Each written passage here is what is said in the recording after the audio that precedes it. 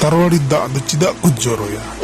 Bapla re jok manji do bargi duar se racha se orak kudam se re mitten ghadla elaya. Una ghadla citan redo puru pachim te barya arar ku dohoya.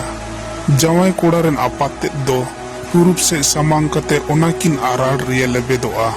Ar mitten tarwadi do boho chot ria sap kaa ar totka se ephed uchu kaa. Jawai koda do apat te tayom re apat se samang kate gi arar citan ria duduba. Ini kate jok manji do dak bapla kate agu akat dak do lotare laha se ria agu thik kaa. Una do tarwadi ria dula. Jawai koda do ona dak anjli kate thoda doi siduba ar boho se te jot bada jonga. Pe dhame atanga ar sidu kate boho se te jot parom gol kaa. Nuwa duku onka ye kan ria mane do kana tihin khon jawai koda do tarwadi dhar leka chala huyu taya.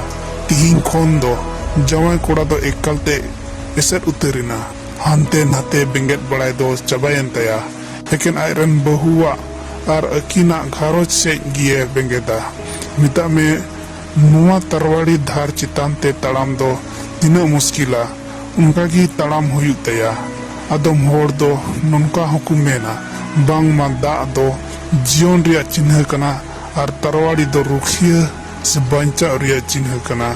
Ado tarwadi da talate jawai koda do onakin banar gie uchu kana. Arar re do cidak ku duduk uchu kuwa. Asol re jawai koda do dangra chot re duduk ko ria katha kana. Une okoita dangra do barit itet lagi de bachau thik akan. Menkhan dangra chot re dek kate tarwadi da ria muna kami do bang hui daria. Ente dangra do bai thirua dar giyai. Onate dangra bodolte arar ku dohoya. Arar do dangra ria cinha kana.